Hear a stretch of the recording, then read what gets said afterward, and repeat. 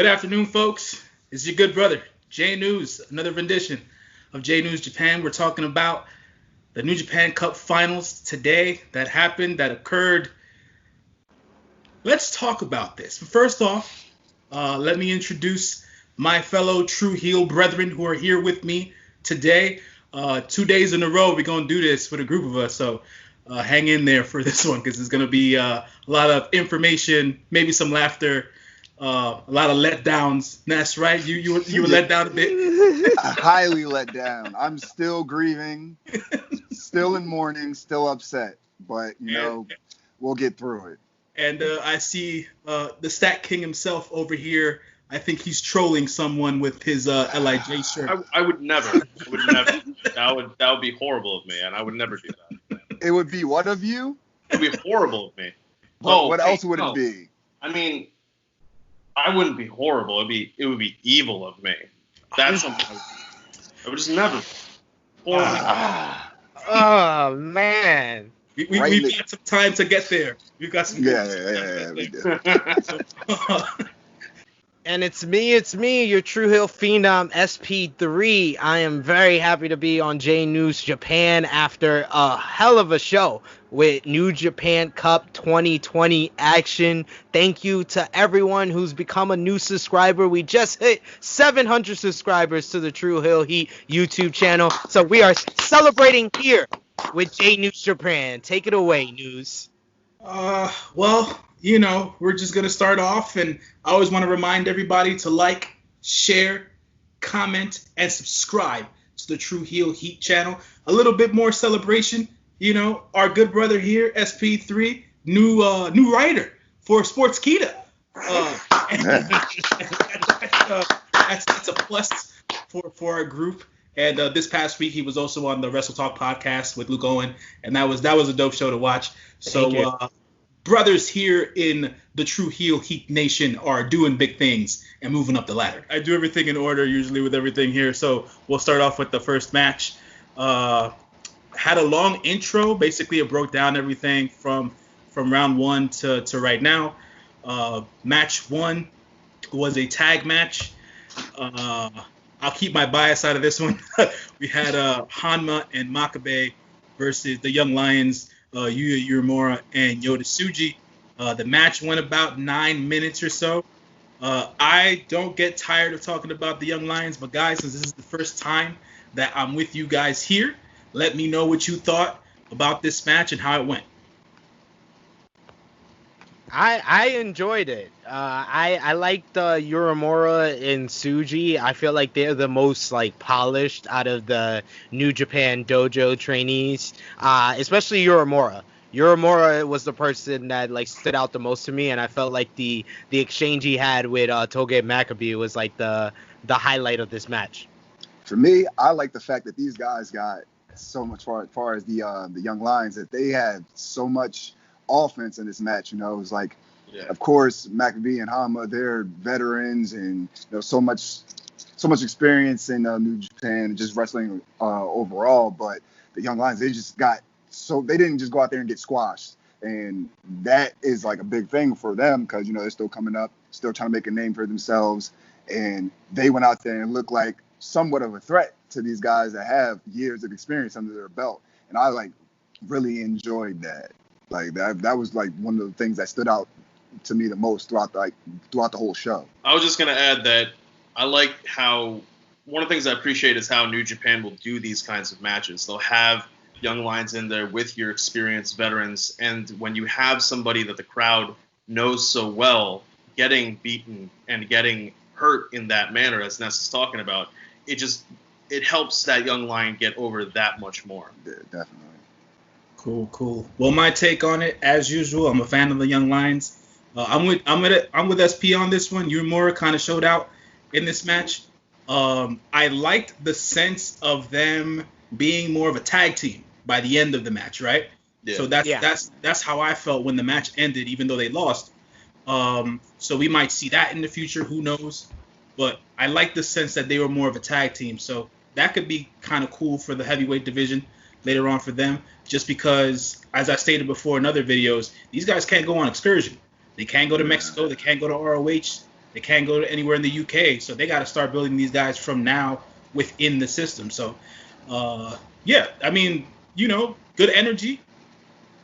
That was the one thing I was gonna say that stood out the most to start off the show was the crowd. Yeah. The sweet sound of fans at a wrestling event was the thing that I woke up because I tried to stay up late and watch this. I tried my best, but it didn't really work out. But I woke up early and watched it, and I got the energy immediately from the crowd, the clapping and everything. It really got you into the show. Good energy from the crowd. Everybody was social distancing. Everybody was wearing masks. As usual, the Japanese crowd's very respectful. So if you listening to the crowd for part of the show, they were very quiet. So it's like they weren't even there sometimes. But when they got into it, and it was and that's why I mentioned it in this match, because it was good energy. You felt it from the wrestlers and also from the fans. So it was definitely a change from everything that's been going on the last 3 months. Were they running at 20% capacity? 36% capacity. 36%. So it was 3,600 people there, and they were also told the precaution that they couldn't do any chants or scream because they're trying to further have those precautions. My bad. I had a phone call trying to get it out the way. We leave those bloopers in. We love those. But they had to run at 36% capacity, and they were told not to scream or do any chants because that will a chance of it spreading the pandemic that's going on, which they have kind of slowed down a lot better than we have here in the States. That's a whole nother subject. We're not going to touch that one. We're going to leave that one alone. Hey, we got new subscribers from the UK, so we got to tell them you guys are ahead of us as well. I'm sure the rest of the world is more than aware of the stupidity that goes on in this nation. So it is what it is right now. But let's take it over to match number 2, another tag match here. We had our coined New Japan dads, Satoshi Kojima and Hiroyoshi Tenzan versus another young lion, Gabriel Kidd, tagging with the one and only member of Chaos, Hiroki Goto. Guys, I'll leave it up to you here. Ness started off with me. Let me know what you thought about this match. It was, me personally, it was kind of average. I didn't really, not that it was bad, but it didn't really blow me away. There was nothing special to me. So, I mean, that's just my personal opinion. That's a fairly decent match, but it didn't really do anything for me. Gotcha. StatKing? I would agree with Ness, but as always, Goto was in the running for best theme song out of anybody in any promotion. But yeah, the match itself, I gotta agree with Ness. It was for what it was kind of, in a sense, they knew that they were gonna have to start out really hot with that opening match in general. But an opening match when you're finally having people back in the building. So I think this was a bit way to kind of just cool down a little bit and say, all right, now that we've gotten you back to this is, you remember what we do. We'll continue on from here. Sid? Yeah, I mean, this felt to the typical formula of one of these final tournament shows. They're gonna have these tag team matches with the Young Lions and the older mainstays of New Japan Kojima and Tenzan. So I the match was pretty much what Ness said and StatKing said. It was kind of just there, but I couldn't even say it was the weakest match on the card, which we'll get to next. Sure. Let's hold off on that. Let's hold off on that for a minute. Here's my take on this, and I want you guys to chime in just because, you know what we do. Regardless of the fact, we have to pay attention to the fact that they do stop the show for about 10 to 15 minutes to clean the ring and stuff like that. Yeah. So I feel they have to take that into account now. So that takes the crowd out of it too.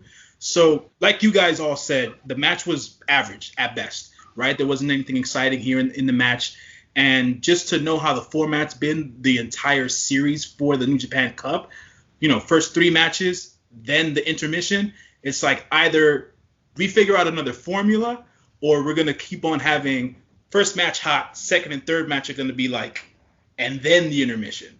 Right. That kind of like sets off the mood, because after the intermission and this match and then the match after this, it kind of set me into where like I don't know what to expect, but I wasn't in a good place for the last two matches of the night.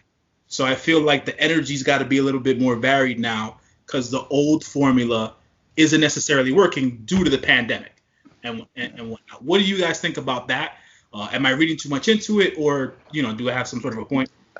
I don't think you're reading. I think that's actually a very great point, because we got to keep things safe. Like you said, we got 36% capacity of people that be in there, and like the chants and stuff, and just ways that it can keep spreading, but they got to do everything in their power to quell it. And just having the show, first of all, having the show with fans in general, that's great, because we've been watching American wrestling. It's like they're using other wrestlers as the crowd. I would say that I think part of the problem is a logistics issue, because I think they've determined that 3 is the maximum, or I guess, the maximum number of matches they can have before they need to clean the ring again. So either they're going to have to play with where the hot match is within those 3, because I don't think they can really move out longer than having 3 matches, having a 4th. But I will say that I did like throughout the course of the tournament how normally when they would be cleaning the ring, they were playing the ads for New Japan. And I guess in a way they could, if this is going to be it going forward, now that they have the live crowd to consider, they may be doing promo videos and things like that for those people to watch in arena while they're doing the cleaning. I guess that's the best that they're going to be able to pull off to keep that energy, that momentum going. And it's pretty similar to what WWE does when there's like a commercial break on a Raw or a SmackDown taping. They play those ads for just the people in the arena. So it's gonna be something similar to that to kind of keep the energy going. And plus, people are gonna probably need that kind of intermission type of break. So it is pretty nice. I know myself, whenever I'm at a show that has an intermission, it's always nice. It's always nice to have that little break in between to kind of get you ready for the second half of the show, and it kind of broke up the show in a good way. There was like the first half of the show, it started off with like a good match, kind of came down with the second match, kind of came down even more with the third match, and then we had a break, and then the second half of the show was really strong to me. It had nothing but like kind of good action the whole rest of the show. Yeah. That's I agree with you guys there. Just to wrap up on the second match, the New Japan dads, Kojima and Tenzan, won this match. On to the third match. Now, I'm going to let you guys, SP3, take this one away, because I want to understand the mood in the internet space that we're in right now. I mean, the best way I could explain this is I have never seen a wrestler more appropriately named than Dookie. Dookie is exactly what his name said. He is Dookie as a character. He is Dookie his look. He looks like a new generation Japanese Avatar. He's the weak link of one of my favorite stables in New Japan, Suzuki-gun, which we'll get to with them. They did throw me off on this show, but Dookie, man, and he ruined Master Wado's debut. Like I was already thrown off by the fact that it was a young lion that this was all behind. They built this up and made it sound like it was gonna be like a returning legend, the Grand Master. All this Grand Master. Not a guy that had a failed excursion in Mexico. No offense, Wado. No offense. I'm just going off of Reddit users. Users told me that your excursion was failed. So you're giving me information because I forgot who he. Do we know what young lion this is? Because I forgot. I have no idea. I think it's Harurai Kawada. Oh, this is Kawada. Okay. All right. So quick point.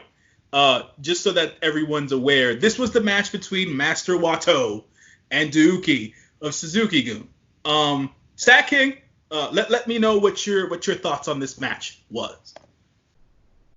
My agreements with Sid in that I was just expecting somebody more. I was expecting something of a different level. You can't tell me that somebody's. I mean, I guess you can tell me somebody's a grandmaster and they're coming out with like blue hair and shit. I mean, I suppose it just some part of it just doesn't connect. I'm not saying I'm expecting the guy who's training Uma Thurman and Kill Bill. Like, I'm not saying I'm expecting that, but I'm not expecting a young looking guy with blue hair. So that part of it just kind of threw me, and because of that, I just had a hard time getting into the match itself. I'm honestly my thing is, I remember why Douki was signed. He was signed because I think either Desperado was injured last year when it came to the Super Junior Tag League tag tournament. So I'm still just trying to figure out, like, they thought, oh, we're just going to keep this guy on the payroll. Okay, all right, I suppose. But it didn't seem as though if you're trying to get over a debuting person in such a manner, why are they up against this guy? It just, that part of it also threw me. Like, just how they, and maybe, you know what, maybe to your point, they just were like, this is the last match before we clean this place, so let's just kind of, get this over with. The energy is going to be coming down anyway. Let's get this debut out of the way, and then we'll drive on. But yeah, for me, it just didn't really work. Ness? My opinion on this match might differ from my True Hill brethren. It wasn't amazing, but it was better than, to my opinion, it was better than the tag match that I saw, the previous match, simply because I'm more of a high-flying, action-packed based person. Like, I would like to see like a little bit more action in my matches, which I didn't get that within the last tag match. But one thing that I was like scratching my head at with Douki, like every time he hit a big move, he like would give himself a proverbial pat on the back like right after, and I'm just like, all right, you really shouldn't be doing that. You're a heel, you're a bad guy. You should just go on and just go kick his ass. But far as Master Wato, I really don't remember seeing him if he was or as a young lion. Again, I'm not super praising him, but I was a little interested in seeing his performance. I'm not saying I'm like a flat out fan, but I'll keep an eye on him for future matches and see where he goes from there. But other than that, like the match wasn't amazing, but it was something that kept me watching for the time being. You don't have to keep an eye out for him. He's got blue hair. You'll see it. You'll keep an eye out for anybody with blue hair. He'll kind of stand out. I mean, the one thing that stood out with these first three matches was the focus on the young lions, because you had Suji and Yoramura in the first match, you had Gabriel Kidd in the second match, and then you had Master Wato making his re-debut. And that's what the one thing that I did say that stood out on my Sportskeeda article on like my 5 observations from the New Japan Cup is the development of the young lions, and it's all different levels. And Wato did show that he had athleticism. He has a nice arsenal of kicks, so there is potential there. It just is not the starting point that I think that he should have started off with, in my opinion. Yeah. But I think him getting attacked by Kanemaru after the match is a step in the right direction, because I prefer Kanemaru over Douki. Well, I prefer anyone. Anybody over. So to piggyback off of all of your collective points here, point number 1, the blue hair, JP, bro, we're talking the same language. You know what I'm saying? The packaging is wrong, man. It's just it does not go with what, I said this last week on one of my episodes. It doesn't go with the freaking vignettes. It doesn't go with the character. The blue bell bottom pants. Bell bottom pants. 2020. Bell bottom. Anyways, let me not. I don't really watch WWE anymore. But if Breezango is still doing that fashion police gimmick, then Breezango's still wearing his bell bottom. They got to talk to this guy, because that's not a good look. No, it's not really a good look. It's really not. So I'm gonna give you guys a quick theory of mine, right? So JP, you brought up the fact that New Japan signed Dookie last year because Desperado was injured. At one point, because of their body types, I thought that there was a change of character. I thought Dookie was Desperado for a while because we didn't see Desperado. So I thought they were just going with a new character type thing until this year when they were both in the same faction. I was like, it's two different guys. I didn't know, man. I didn't know. But he thought it was a Santos Escobar. Yes, exactly. No, but I'm with Sid and Ness on this one. I think that Master Wato, athletic-wise, right, with his athleticism, showing off what he learned in Mexico and things of that nature, it looks promising, right? I think they're going to need to repackage his look because that's just not working. I don't know what faction he's going to end up siding with. Who knows necessarily? You know, Tenzan came out at the end of it for the save. I'm with Sid. I feel like this should have started with either Kanemaru or Desperado to like give the beat down to Master Wato instead of Dookie, because it's like, you know, Dookie, why? You know? So it was just one of those things where, you know, thankfully the match was short. It gave the kid some high spots and stuff like that to show off. You know, we'll see.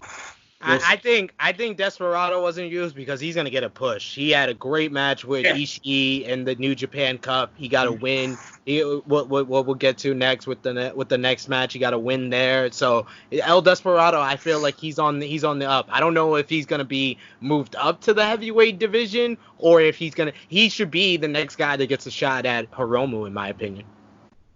That's not a bad look. That's not a bad look at all. So let's talk about this next match. After the intermission, we got into the fourth match of the night, regular tag match. So we had members of Los Ingobernables de Japón, Bushi and Sanada, versus members of the Bullet Club, Taiji Ishimori and Yujiro Takahashi. I want to make a quick point here. This, to me, screams Sanada is not going to re-sign a contract with New Japan Pro Wrestling. And I'm going to say that boldly for the simple fact of why would you get to the semifinals and then the next night you get on a freaking card? No disrespect to him. I love me Bushi, but you're tagging with Bushi. That's not a good look, man. I'm sorry to say it that way, but it's not a good look. It just took him a peg down.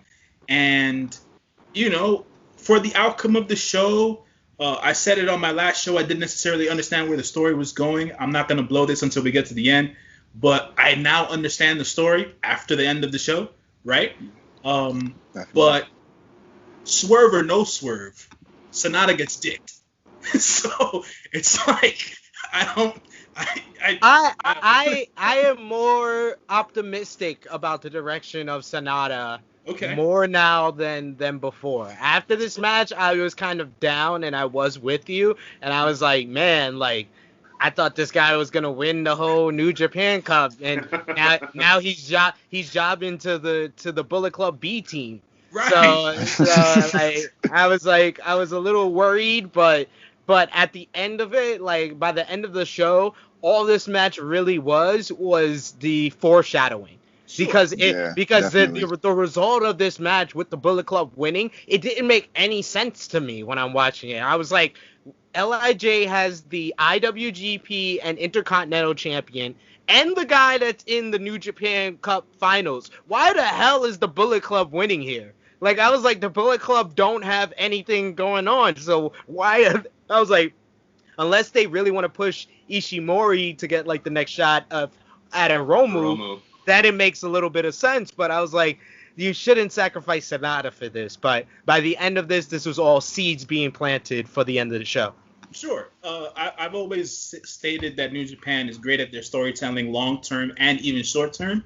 So I eventually saw the master plan by the end of it. I was like, all right, I guess. You know, but it just left me with a bad taste in my mouth with the whole Sanada shit. But StatKing, talk to me, man. What did you think about this match here? For me, it was just a question of why is he winning? Why are Ishimori and Takahashi winning? And I think what Sid's talking about with maybe Ishimori is going to be the one to go after Hiromu, then it kind of makes more sense to me. Like they're positioning him better. But I guess to me, Bullet Club had the stronger junior, but LIJ had the stronger heavyweight in the match. To me, I gotta be looking at. Wait, Ness, is he the only guy in LIJ without a title? Yep. We're not gonna do this the whole episode. I gotta be looking. Yes, he's the only one without a title. Yes, I gotta be looking at him and saying, where's the leadership with the team to be the one to take them over the top? So yeah, I mean, from that perspective, maybe I now that Sid's saying talking about Ishimori getting the junior heavyweight shot, it makes more sense. But again, also because of where the show is gonna go. All right, just to piggyback off of what you guys said, without trying to spoil anything, that the foreshadowing definitely showed in this match. The mark in me, the LIJ mark in me was pissed because I'm one of those guys. I wanted them to win, and like I said, a loss to the Bullet Club doesn't what does that do for them? They're not really doing anything, at this point of the show, they're not really doing anything, and LIJ is the top faction right now. So taking a loss to, like Sid said, the B team, what the fuck are you doing, Gato? Who booked this shit? But at that moment in time, again, I was pissed. But as the show went on, I understood what was happening. So we'll take it to the next match of the night here. It was an 8-man tag.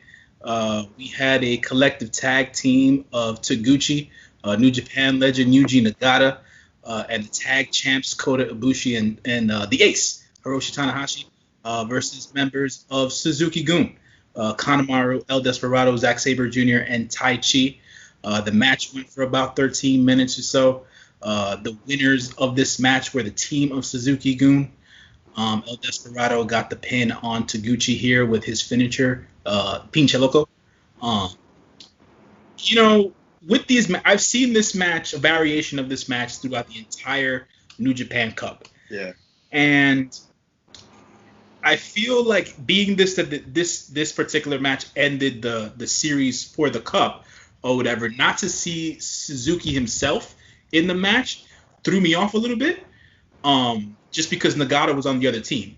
But, I guess they had whatever they had to do here from a character standpoint. I just felt like this was going to be more of Zack Sabre and Tai Chi attacking Ibushi and Tanahashi. It was there. It was a decent match. Nothing crazy, right?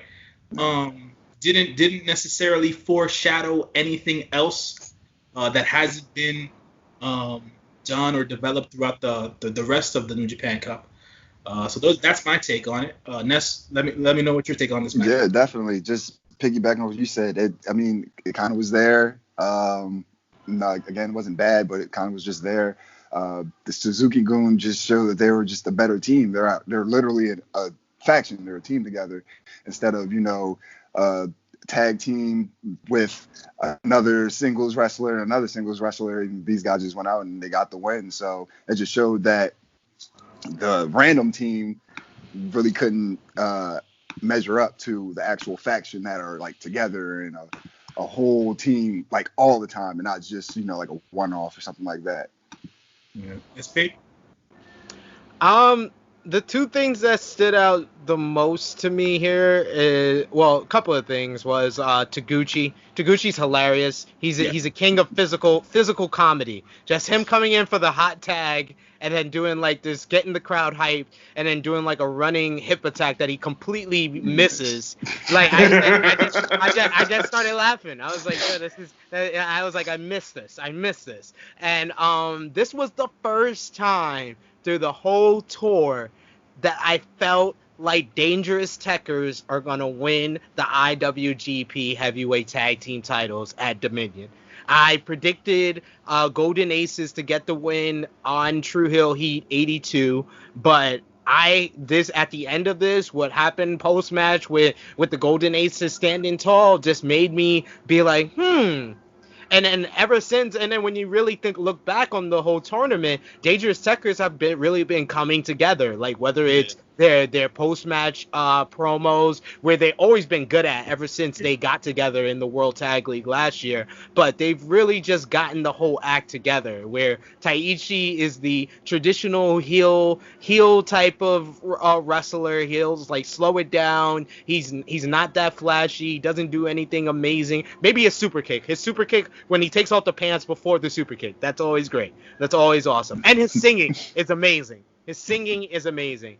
But in the ring, he doesn't do anything spectacular. But then you have Zack Sabre Jr., who's the wizard of technical wrestling. It just makes for a good combination. And I think they would make a good IWGP Heavyweight Tag Team Champions. And plus, we know Gato. He doesn't give a flying crap about the tag team titles. He loves playing hot potato. And the Golden Aces got a couple of months with those belts. A lot more months than typical teams get with the IWGP Heavyweight Tag Team titles. So I just feel like Dangerous Tekkers are going to win now. I think one thing that I kind of appreciated was just how much Tanahashi appreciated having a crowd. Like, he is somebody who feeds off the energy of people around him. Yeah, especially whenever he's, because as the perennial face of New Japan, he's always feeding off of crowds when it comes to building the momentum back up for matches, and his ability to do that is incredible. So for him to now have a crowd to be able to play off of again, I think for him just felt amazing. But I will say that the match itself was good, and I like what Ness is talking about, how Suzuki-gun, which is a actual full-fledged unit, is being able to show that as a unit, it's important to have people who you know have your back, who you know inside and out. If we're looking at it from the perspective of what New Japan presents to us, these are people who would be around each other when they're not in the ring, traveling with each other, all that sort of thing. Whether that's true in real life, not 100% sure. But in the ring, that's going to translate to a unit should beat a team that's thrown together. And that's something that you like to see. So. All right, so we're talking about the second to last match here, the sixth match of the night. Six-man tag, members of Chaos, Sho, Toru Yano, and Tomohiro Ishii versus members of Los Ingobernables de Japón, Hiromu Takahashi, Shingo Takagi, and Tetsuya Naito, the champ. This match lasted about 15 minutes or so. I'll let you guys take this away, StatKing. Let me know what you thought about this match. I love this match because I love the story that's going on between Sho and Shingo. I like how they've been building it for a long time now, and I like just you see the hunger in Sho coming after that. It's not even that he wants the title almost. It's just that he wants to be able to say continually that he was able to beat Shingo Takagi. Yeah. And that's just a great story in and of itself. And then when you add in the never openweight title and the implications for what that means for Sho and by extension Yo and Roppongi 3K as a team, I think that part of it, that kind of undercurrent of what that means for Sho and Yo is incredibly, incredibly important throughout the course of this match and throughout the course of the story. Earlier, we were talking about how New Japan has been properly developing the young lions, and maybe if Sho and Yo are going to be moving on to, shall we say, heavier things, then it might be a valuable thing to have that they are properly developing these young lion talent. As for the rest of the match itself, I got just seeing some of the triple team action from LIJ is just incredible. Like how fluid they are sometimes in the ring together. That was one of my biggest takeaways. So yeah.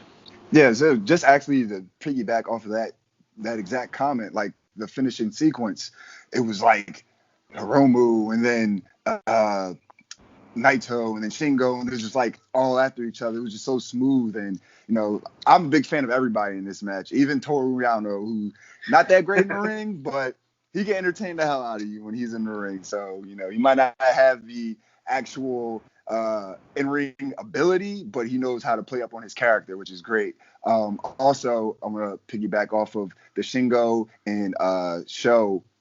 Like little one-upsmanship feuds has been going on. Like these guys in the Best of Super Juniors last year, it was one of my favorite matches from last year. And then just seeing them go at it today, like I'm a big fan of Shingo. Actually, I'm a big fan of LIJ, obviously. But, Shingo's definitely, like, skyrocketed since he's been in New Japan. And I really think Sho is going to be, if, Roppongi ever separates, I think Sho can stand on his own. Like, he can be a good staple either in the junior heavyweight division or in the heavyweight division if he decides to move up. But, I thought it was a great match. I loved it. Probably would have been my match of the night if the following match, didn't live up to, the standards that we expect. But it was a great match. I was very entertained, very enjoyed every aspect. My team won, so the marking me marked out extremely heavy. And at the end of the match, they're all laying out their titles, and I'm just like, yeah, I wish I had one. That was cool. That was really cool.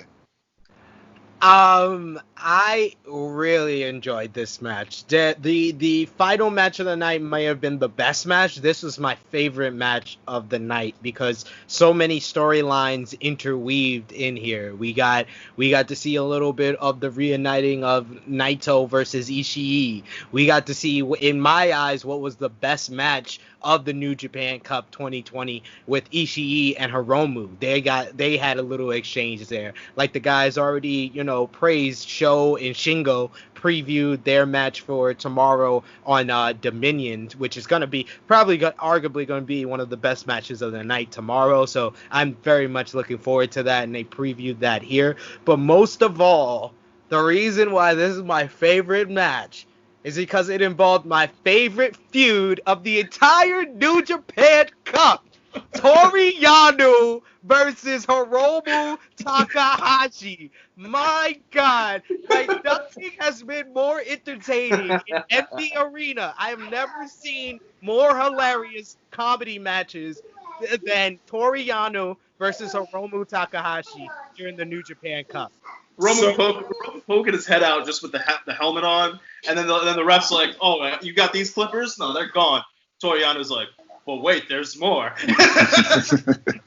Absolutely, and then Toru Yano has a history with everybody in LIJ. Like he beat Naito in the G1 a couple of years ago. He had his little issues with Shingo in the G1 last year, so he has this whole history and this whole storyline. And they were like, he was getting like the better of each member in the matchup. So that made it cool with the finish where Toru Yano grabbed both Shingo and Naito's hair, and then Hiromu came and grabbed his hair, and that set up the triple team finish. So I just loved everything about this match. It was just fun. I'll be an outlier here with the rest of you guys. After the intermission, my mood kind of dropped, right? So I just started watching the matches to see if they were going to be well worked. I stopped paying attention to storyline after a while because my head wasn't in it. It just wasn't. It was good to see the continuation of Sho versus Takagi, like everybody else is saying. Sid, you're absolutely right about Toru Yano. Like the man is entertainment personified. I had never seen wrestling comedy done that well in forever, like legit. And for it to involve like no fans, elevators, clippers, helmets, like it's just a whole bunch of stuff, bro. Like I was amazed at whoever like outlined this match and how they broke it down, that feud between Hiromu and Toru Yano, and it was awesome, man. And this match was good in its own right. The only other thing that I would have to mention is the following. So Tomohiro Ishii, the Stone Pit Bull, as he's called, I felt like, I don't know, like the last couple of years, I always felt like he was a strong competitor. But after this particular New Japan Cup, I feel like they let the air out of him a little bit, in a sense. I'm not. That might just be me, but it's like, man, I feel like he's been beat. You know what I'm saying? And like beat I think you're feeling that because he lost to a junior heavyweight. And it's not something that we typically see or experience in New Japan. But in my eyes, it just said to me that New Japan agrees with me. that the best guy, the best character, the best pound for pound guy in New Japan is Hiromu Takahashi. I just love the ticking time bomb. Like, he was the MVP of this entire New Japan Cup. His feud with Yano was hilarious. His match with Honma exceeded everyone's expectations. Him and Ishii was the match of the tournament in my eyes. You can either go with that match or Sho versus Shingo for the best match of the New Japan Cup.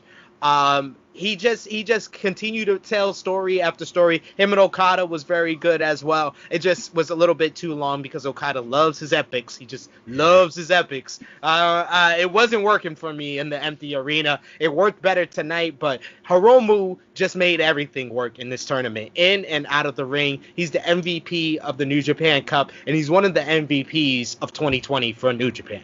So far, yeah, I agree with that. One thing I like about when it comes to Hiromu and the relationship, like the dynamic between him and Naito, is the little things, the little details, and something as simple as, so when they were all posing with the titles, Shingo actually he's blocking Naito from the camera, and when they start to get up, Naito's just like, why you get out of the way? But then later, when Hiromu goes to pose there, he doesn't, when he was just saying something to Shingo, as opposed to with Hiromu, he just reaches down and grabs Hiromu by the hair and pulls him up. And so Hiromu, to his credit, just perfectly stays in character. Like, well, I'm basically a crazy child, so get away from me, Dad. Like, what are you doing?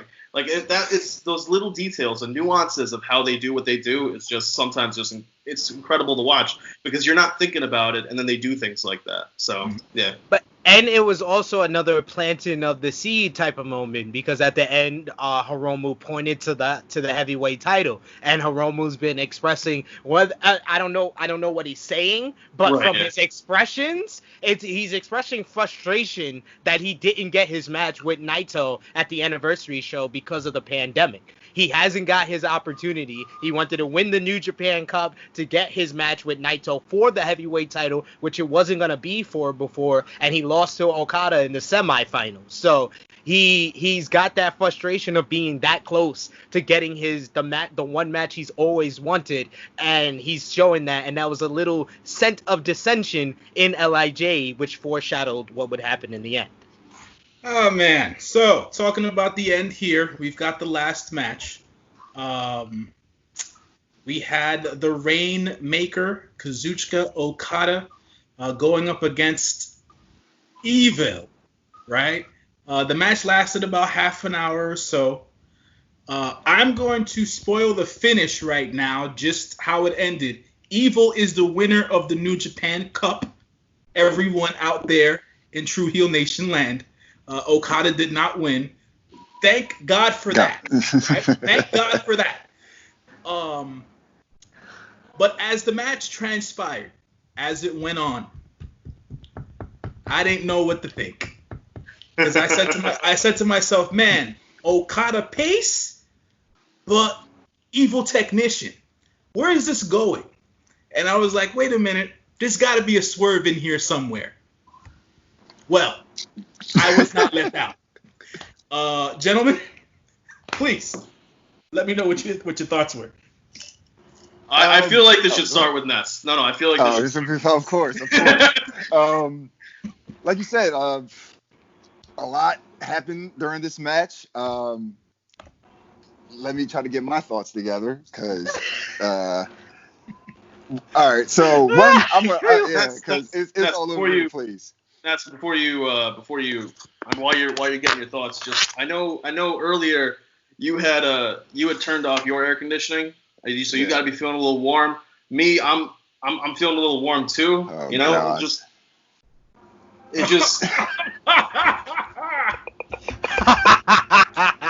it just you know.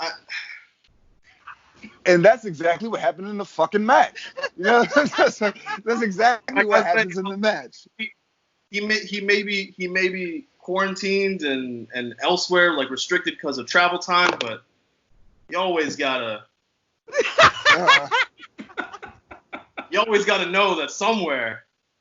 Oh man. Somewhere. Breathing with the switchblade. My goodness. All right, so after I just got my my throat cut just now. The match itself, I felt it was a good match. Like you said, Janu said, a lot of Evil taking the reins for it, so to speak. He was like pretty much leading the match. A whole lot of Western wrestling style going on with the outside interference, and Evil just fucking clocking Okada with chairs and just using chairs all crazy during the match. One point that that's where I didn't understand what was going on, but again, it foreshadowed when Gato came out, excuse me, and I forgot who it was at the first. It's just Takahashi. Takahashi, yeah. Yeah, Takahashi. Yeah, so them coming out, I'm like, all right, I know that Okada has had his run with the Bullet Club, so why are they out here? What's going on here? So that definitely threw me off. I never in a million years would have considered that they were coming out in favor of Evil, because I'm like, all right, he's LIJ, like whatever it is.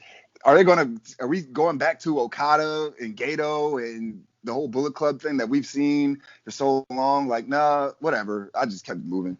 And then, with the finish, and then I was just like, I was shocked. I was heartbroken. I tried not to cry.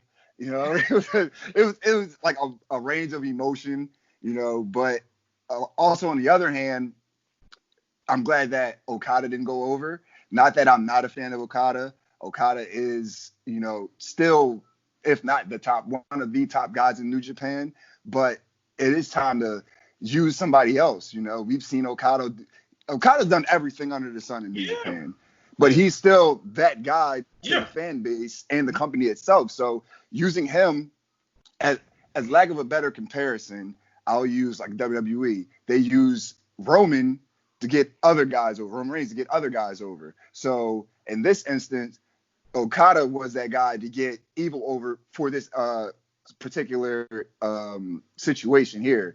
And the way it played out, it definitely going to work because, everybody loves Okada.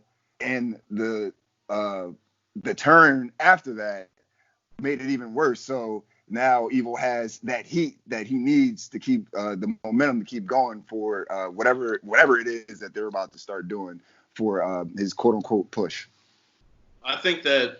So I think Sonata was somebody who came into the tournament favored to win. Mm-hmm. And then when he gets, and then Hiromu also, as we're seeing the tournament itself progress, we're like, okay, wow, maybe Hiromu's got a shot. Evil didn't really have as big of a storyline reason for winning as opposed to Sonata and Hiromu. But just in and of itself, the fact that there are 3 members of the unit gunning for the leader, it's like, wow, that's just incredible just by itself. So once Sonata and Hiromu get eliminated and you look at the finals and you're thinking, oh, it's Okada versus it's got to be Okada. It's got what is an easy, we're moving into post-pandemic maybe in Japan, or they're trying to get back to that sense of normalcy. What's an easy thing to do for Dominion? Okada versus Naito. It's a bread and butter match. But the fact that they're saying, no, we're going to go with Evil, that I thought was really, really great aspect of it. And the other thing was that I feel as though the moment itself was hampered because, as we were talking about earlier, the Bullet Club match, why is the Bullet Club B team picking up the win? It's the Bullet Club B team that's coming out to help Evil and that's coming out to celebrate with him after everything is said and done. So that part of it kind of, while they're walking out, I'm looking at it, I'm going, to me at least, why is the biggest name walking down here Gato? Like that part of it felt a little weird to me. Well, I actually enjoyed that fact because of the history of the Bullet Club. The history of the Bullet Club was they were a Gaijin faction that came into the promotion. So to see that every single member that came out to back up Evil is Japanese, and now Evil, at a time when none of them, like we said, we've all established here, none of them are main eventers. The Bullet Club needed a main event heel.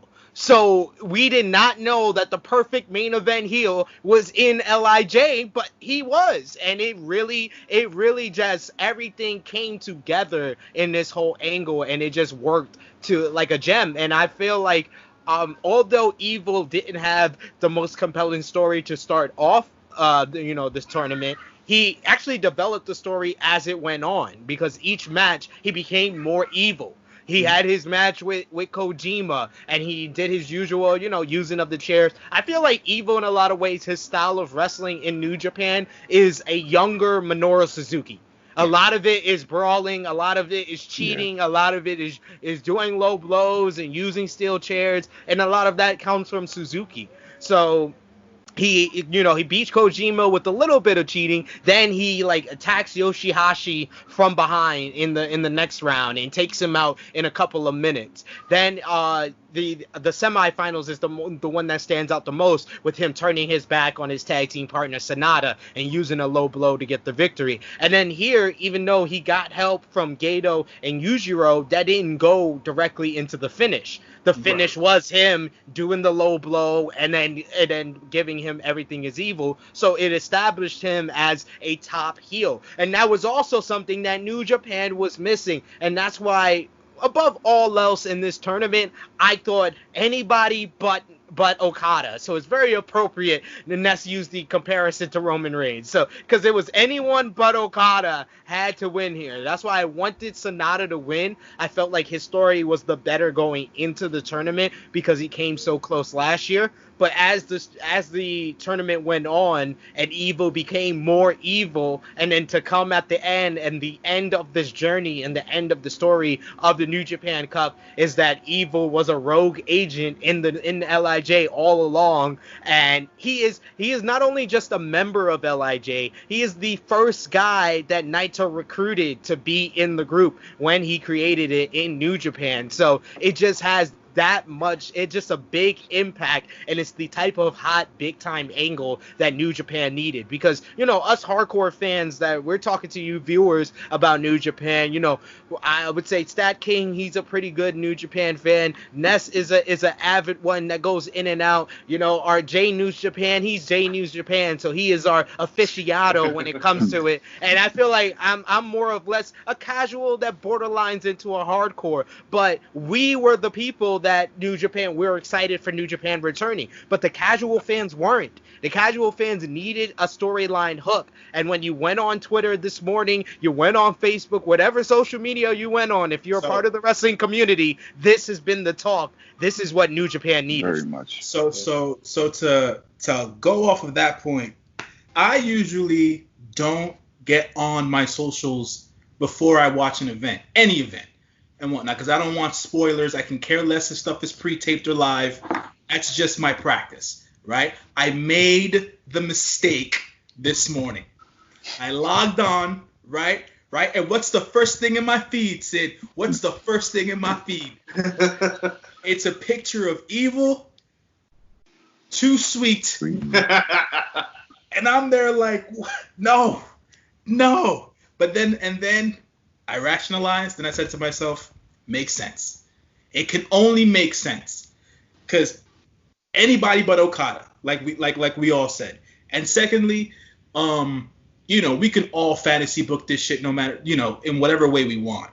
But at the end of the day, for the story to be, damn, the second member of LIJ to become the newest member of the Bullet Club, and the swerve, I was like, wow, that's perfect. That's great. I'm not a fan of Evil. I'm just not. But at the end of the day, the story works, right? Yeah, so I take my bias out of it, and it's like, fuck it, man. Yeah, go with it. Run with it. Is he going to win tomorrow night? We'll wait and see, per se, right? But something that Sid did mention earlier, it does develop that other story, right?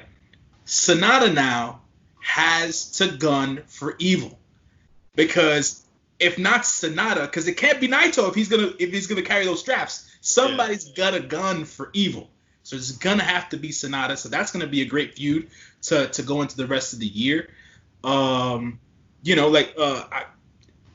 It was interesting to watch the whole Bullet Club comeuppance again, right? Because Bullet Club hasn't really done much in the last couple of years. Outside of Jay White, what has the Bullet Club really done?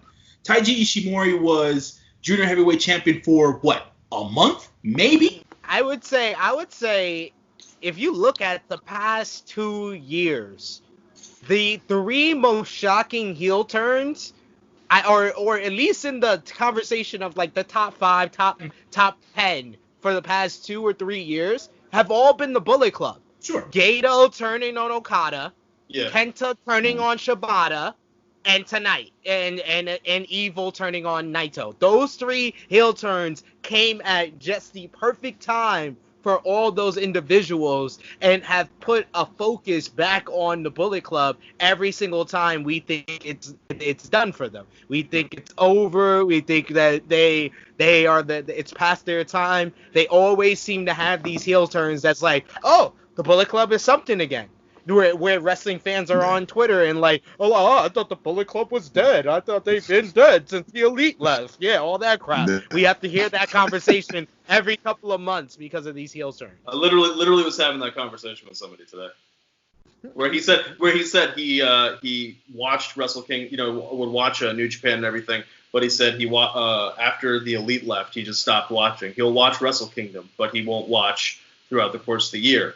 But I mean, no offense to somebody who covers material on the show, but he watches NXT. And I said, why would you, if you have the option of watching New Japan or NXT, I'm taking New Japan if I have to pick between the two. I'm taking New Japan. Because this is somebody who is strapped for time, and a lot of times he's watching NXT episodes and even AEW shows, months later, and he's like kind of binge watching episodes to catch up. I'm like, if you're gonna do that anyway, watch New Japan.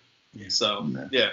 But one thing I wanted to add is that what I like about what Sid and Jay News are talking about with Sonata now having to go after Evil is that we are getting, in a sense, a breakup of a tag team feud without one of the members having actually turned on the tag team member. He didn't directly turn on Sonata. He turned on Naito. But now it's Sonata having to fight for what it means to be part of LIJ, and considering the tension between Sonata and Naito to begin with, it kind of reinforces, it asks Sonata that question. What does it mean to be part of LIJ? Am I going after Evil now just because it's something I know I should do, or because it's what I actually believe in?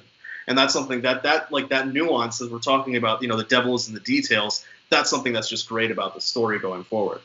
But the devil's in the detail. It goes back because, you can go back to the semifinals with the way Evil beat Sonata. A lot of people were looking at that like, is that a heel turn? Like, he just turned his back on his partner. But then there was also the faction of the fan base that was like, oh no, it's a tournament. Like, he did anything to get the win in the tournament. But now we look back on it and it's like, yeah, that was the foreshadowing that he was turning his back on LIJ. So it brings everything together, and it rewards you as a viewer for paying attention. That's why I love New Japan. So to bring up another point, and I think it's a unique point of view as well. If you take a look at how he beat Sonata and Okada, he couldn't beat them fair and square, right? Yeah. He couldn't beat Okada at his own match.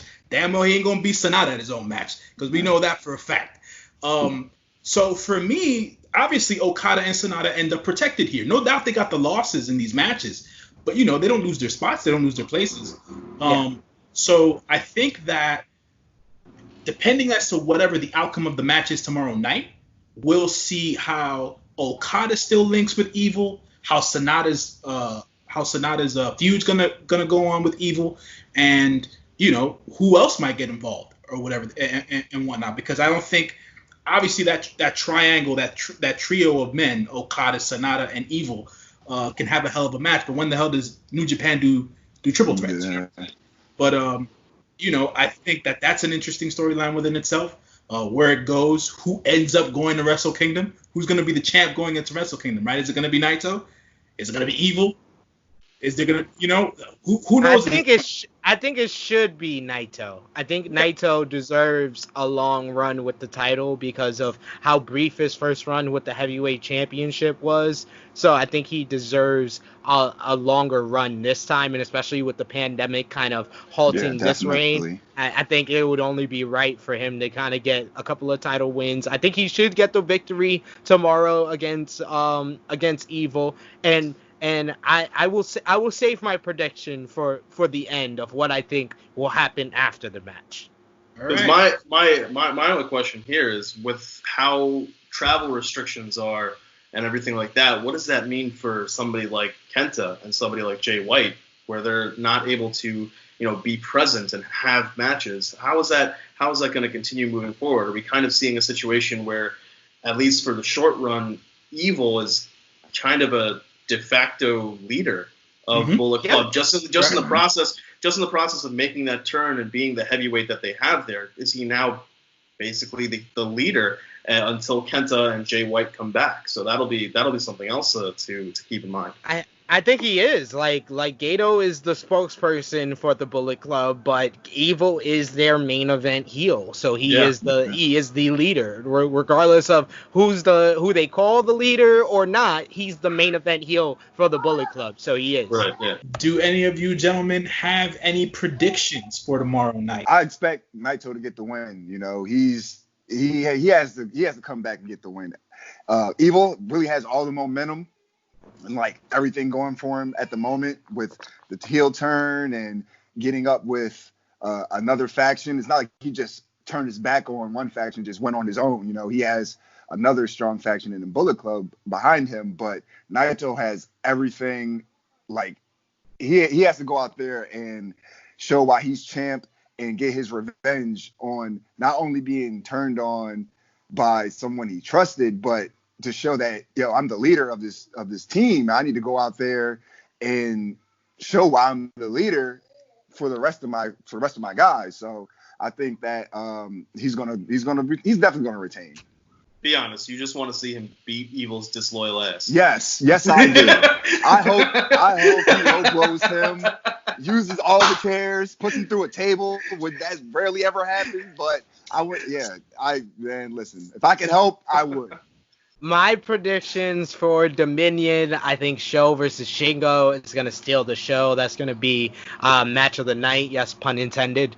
I think that Dangerous Tekkers, like I said before, I think they're going to do it. I think they're going to be the new IWGP Heavyweight Tag Team Champions. And like I said before, I think Naito defeats Evil.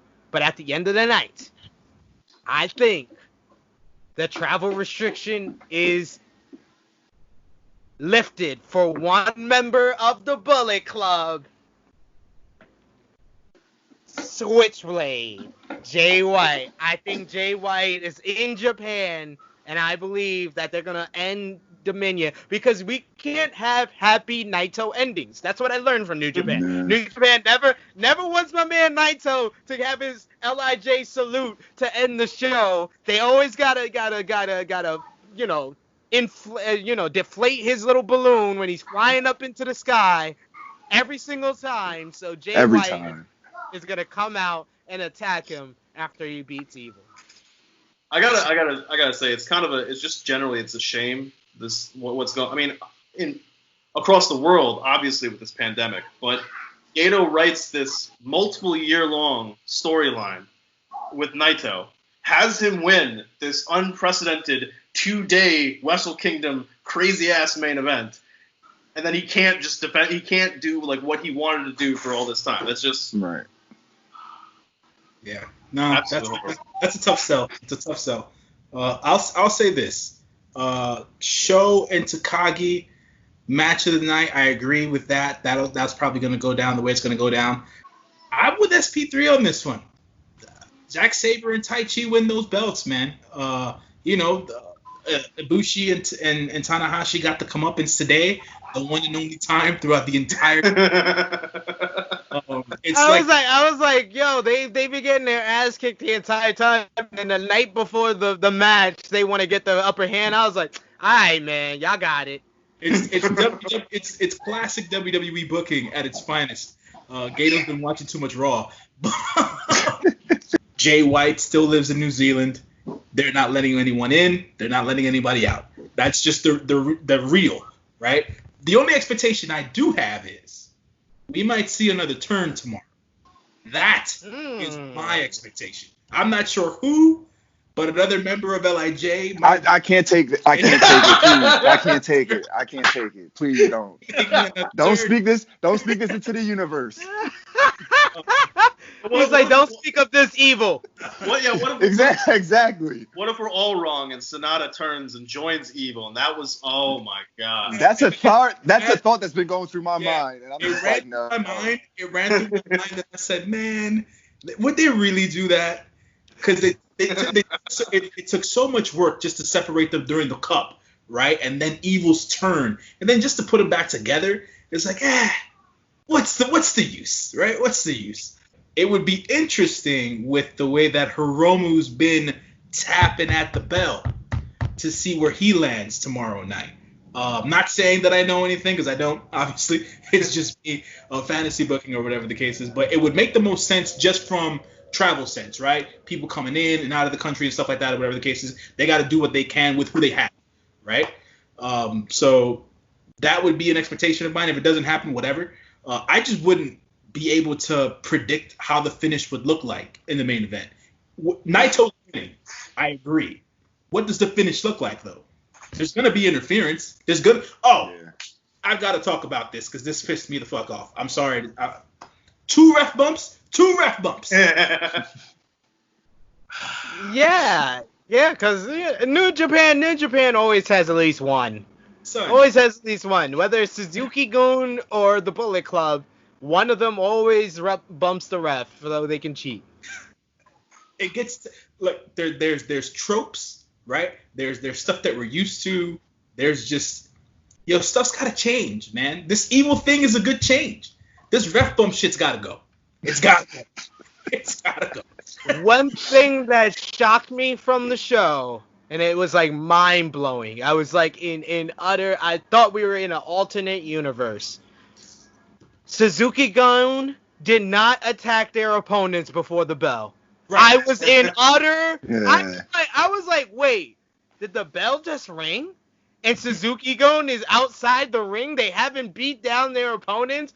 I was like, what type of world are we in? I was like, is this new world that we're in after the pandemic in New Japan? They don't attack people before the bell? What is going on? Last show when they had I don't know if it was Chaos or just like a mixed tag where they got the one-upsmanship on Suzuki-gun, where they attacked Suzuki-gun before the bell rang. I was like, this is new. This is interesting. And I was like, well, all right. But yeah, I didn't notice that today. But now that you mention it, I'm like, oh crap, the bell did ring. The only time the bell didn't ring on time was in that Master Wato versus Suzuki match. Which none of us, particularly liked. I was just gonna say that Gato is maybe starting to make small changes. That's what happens when you follow the way of the Grand Master. You gotta start to evolve. You become a different person. It changes you, and you never know. The StatKing is a wise individual. Oh man, it's just that blue. It's just the blue hair. I don't. No, it's the attire. It's the blue hair. It's everything. Yeah, I'm not feeling the bell bottoms either. Honestly, I'm not feeling the bell bottoms or the blue hair. Yeah. At least they match, I guess. I don't know. The affinity, and this is not a racial or ethnic thing at all. The affinity with guys in New Japan dyeing their hair is like, geez, like self-expression is cool. I get it. But it's like it's every other person. Is that really that much of a thing? You know what I'm saying? So I thought it was a Chaos thing for a while, but I guess it's outside of there too. It's been a good one today here. Our True Heel Heat Collective talking about the finals of the New Japan Cup. We've seen the outcomes. We know what will happen tomorrow night as per the matches. It was a decent show, to say the least.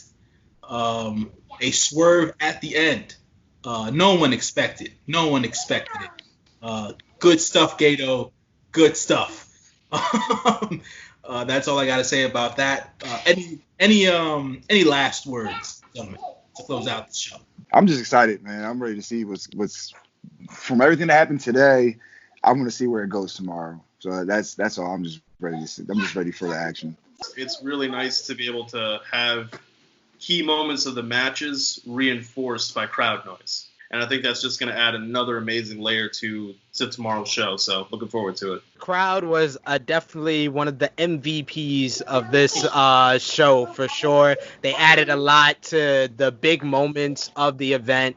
And I'm like Ness. I'm looking forward to Dominion. It's gonna be the pay-per-view roundtable for Dominion.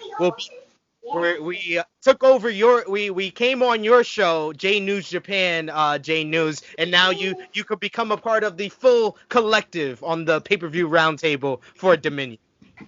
Hey man, I'm looking forward to it, guys. I mean, I don't get to do a lot of collaboration. Quarantine has been a mother, to say the least. So I'm looking forward to it. Talking shop, if you will, with my good brothers across the way here in the True Heel Heat. So we're gonna wrap this one up. As I always like to say, ladies and gentlemen, make sure that you like, share, subscribe to the channel. Please comment down below. Be good. Take care. Be safe out there. We out. Peace.